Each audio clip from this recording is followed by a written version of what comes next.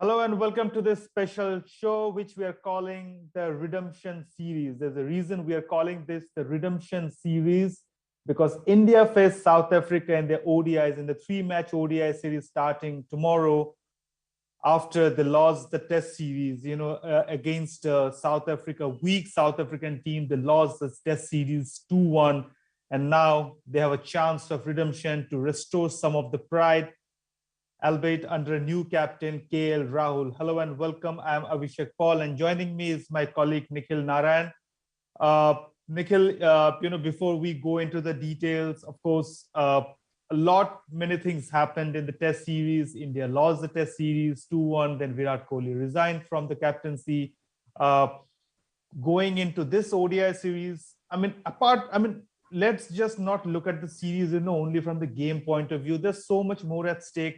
For the first time in almost over half a decade, focus will be on Kohli, the batter. This is sort of a captaincy audition too for KL Rahul. But more than that, before that, India, which till 2018 did not win a single ODI series in South Africa, they have the job to defend that title, right, Nikhil? Absolutely. India will be really, really disappointed with the Test series result. They were the favorites to win. And even, nothing less than a 3-0 scoreline will be any sort of redemption for India in the ODI series. Even a 3-0 scoreline will not sort of make up for the loss in the Test series because that is the real thing. But anything less than 3-0 will not be acceptable to this very strong Indian ODI unit. In the ICC rankings, Abhishek, India is number 4, although South Africa is number 5. If you see the difference between them in the ranking points, it's a staggering 15. So there is no match between India and South Africa as far as, the ODI's prowess is concerned based on the team's strength. Also, India has been superior. Since 2018, they have won 9 of the 13 ODI series.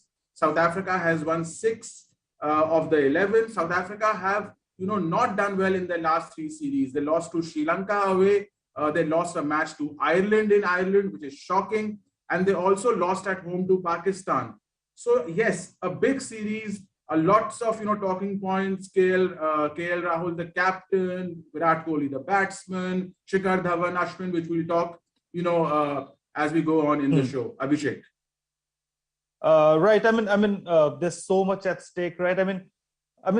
If you see the importance of each formats, obviously Test, it's always important. T20, of course, there's the T20 World Cup coming up in 10 months' time.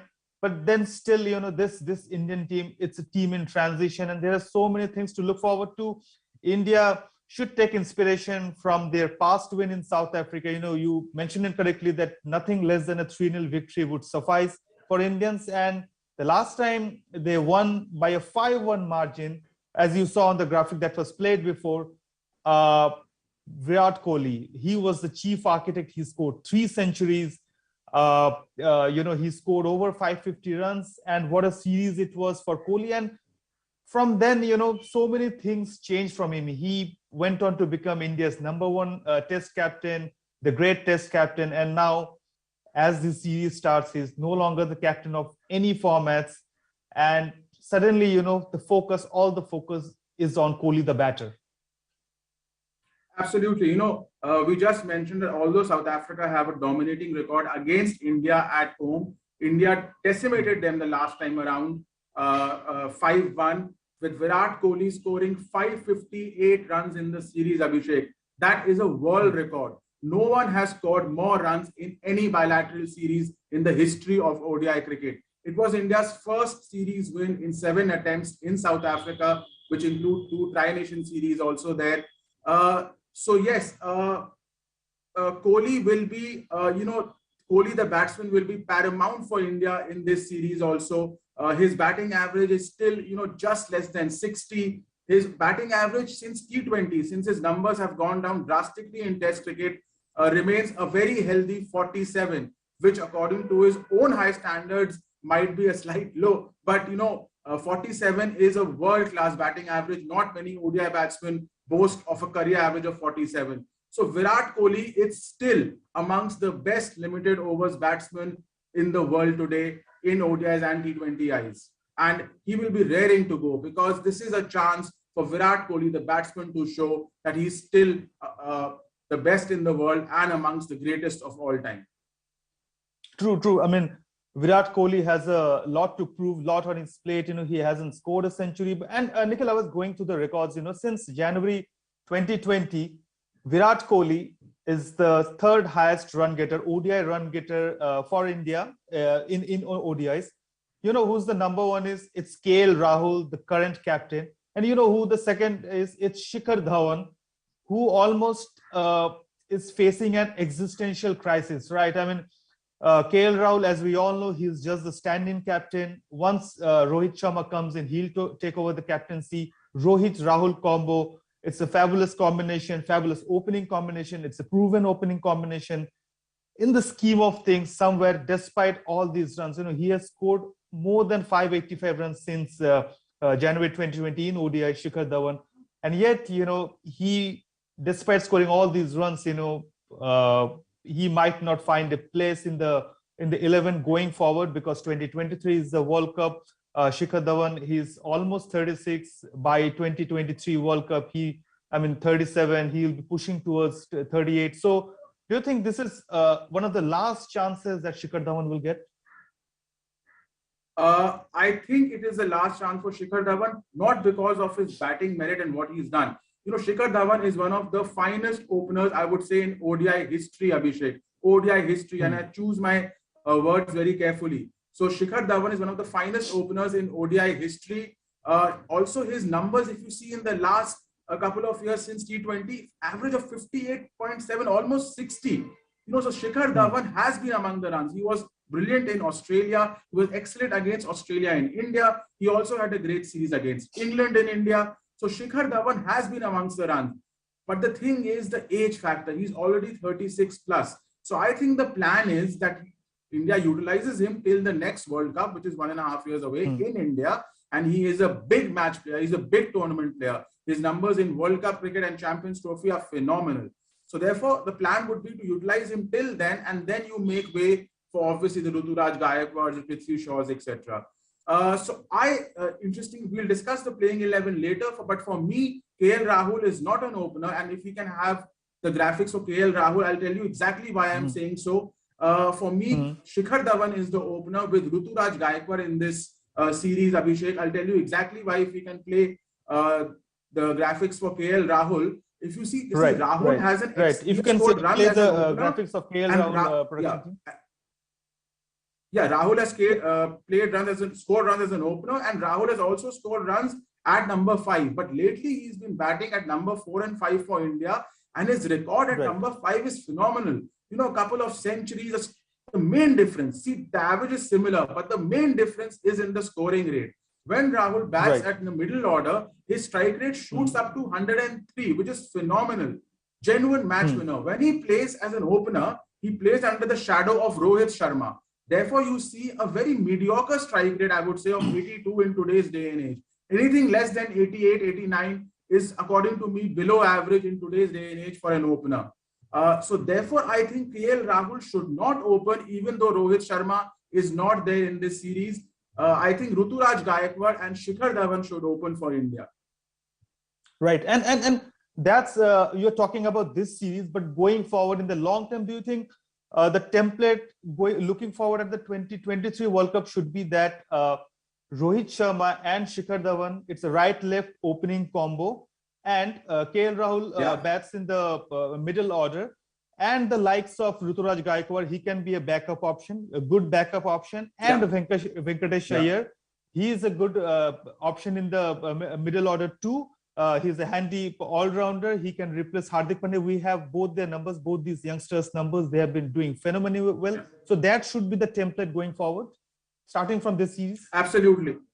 Yeah, I think Rohit Sharma, when he comes back, obviously he will open. His partner should be any one of Dhawan or Ruturaj, who is in form. Obviously, Gaikwad will take over from Dhawan after Dhawan retires, which should be after the World Cup. There is no two ways about it. See, Ruturaj Gaikwad has been in mind-boggling form, like unbelievable numbers. Top scorer of IPL 2021, 603 runs in the Vijay Hazare Trophy with 400. He's batting at a high strike rate. He's scoring big runs. He's consistent. How can you not play a batsman who's in such a rich vein of form right now? So ideally, therefore, Ruturaj Gaikwad and Shikhar Dhawan, it's a test for both of them. Whoever does well in this series should partner, Rohit Sharma going forward. And Venkatesh Iyer, again, a man in top form. Interestingly, he had a brilliant second leg of the IPL in the UAE. He scored runs. He was, he scored 4 half centuries. KKR's transformation. And then he had a brilliant Vijay Hazare Trophy also, Venkatesh Iyer. Also, Vijay Hazare Trophy, he went down and batted in the middle order and scored big runs, scored centuries. So also he picked up wickets, was economical. So he is basically replacing the injured Hardik Pandya in the Indian team as the lower order all-rounder. So his role is now defined, and he has to be in the 11 in the place of Hardik Pandya. So I think India has it sorted. Ruturaj Gaikwad at the top of the order, opening in this series with Dhawan, and Venkatesh Iyer in the middle order, replacing Hardik Pandya. Right, and while we talk about the batters, the top order, the middle order, the all-rounder slot, there's another interesting return, so to speak, another sort of comeback. Ravichandran Ashwin is back in the ODI squad after 4 long years. Remember, after 2017, he ceased to be a all-format player. He was only there in the test, picking wickets at will. He is currently over 450 test wickets, and then he made a comeback in the T20 World Cup squad. There was a lot of talks that why he was not being picked for the first important matches. Then he came, and now if he gets a game this time around, which he should, because I think he should be picked ahead of Washington Sundar. He will again become all-format player, and that would be really crucial, because Yuzvendra Chahal, Washington Sundar, and Ravichandran Ashwin, these three, of course, Ravindra Jadeja is injured now. So it's a very spiced up spin contest. Yeah, I mean, Sundar has been withdrawn, Abhishek. So Jayant Yadav is the off spinner now. Yeah, sorry, Jayant Yadav. Sorry. So I think Ravichandran Ashwin, he hasn't played for India since 2017. Now that's been 4.5 years. What led to his ouster was his performance in the ICC Champions Trophy. Remember the final against Pakistan? He and Jadeja both did not perform well, and then they were left out. Of course, Jadeja has made a great comeback, but Ashwin, his fitness, etc., also him being labeled as a test specialist. Therefore, Ashwin hasn't made the scheme of things in ODI cricket. His strike rate is good. Strike rate of 40 is very good for an off spinner in ODIs. Also, he's quite restrictive. My only concern is if India play only one spinner, I see Yuzvendra Chahal over Ravi Ashwin, because Chahal is a more threatening wicket-taking bowler. Also, Chahal got back to top form in the UAE leg of the IPL and was in stunning form in the Vijay Hazare Trophy, picking some 14 wickets in 5 matches. So I think Chahal might just beat R. Ashwin for his wicket-taking prowess in the starting 11, unless India play 2 spinners, which I'm doubtful they will in South Africa. Abhishek. Right. And while we talk so much about India, remember South Africa, they are a confident side after the test series. They have Quinton de Kock. He's coming back. He did not play the last 2 tests because he retired. And they have a young talent, a dashing talent, Yaneman Malan, who has been scoring tons of runs in domestic cricket, in domestic South African cricket. Yeah. And the South African team also has a lot to look forward to. Absolutely. The player I'm looking out most for, watch out for India, is this opener, Yaneman Malan.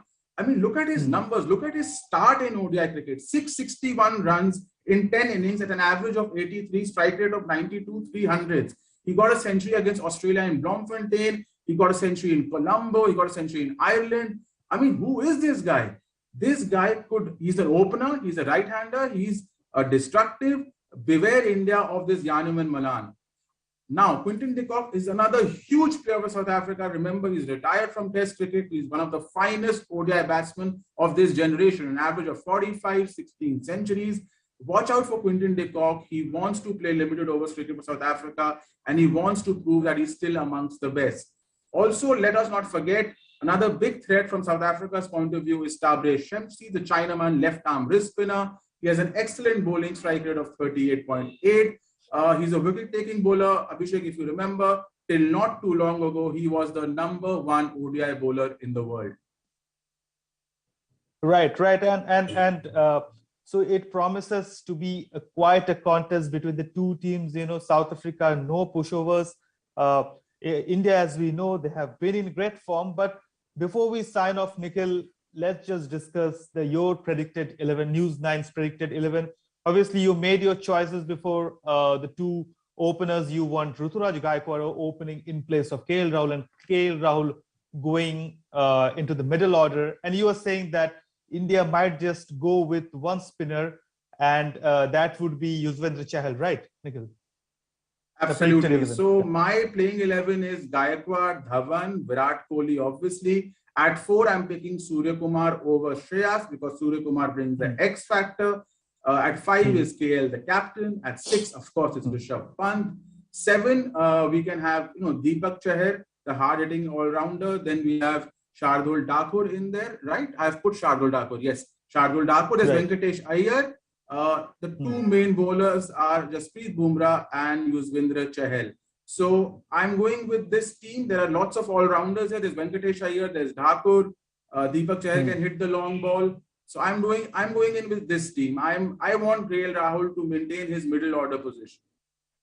Right. And it's quite some interesting choices. But my only point is, I would like to get your opinion on this. In place of Shardul Thakur, because we have already so many all-rounders. Our batting is quite deep at number 7. Going by this predicted 11, Venkatesh Iyer comes in at number 7. So if in place of Shardul Thakur, Ravichandran Ashwin is played, at par, do you have the stats or numbers, how spinners perform there? Is there, will that do any good? In the match is in first 2 ODIs are in PAL. Now that hasn't hosted many ODIs as it is. So, and conditions in South Africa, especially in ODIs, are generally very good for batting. I don't think India, Abhishek, will play 2 spinners.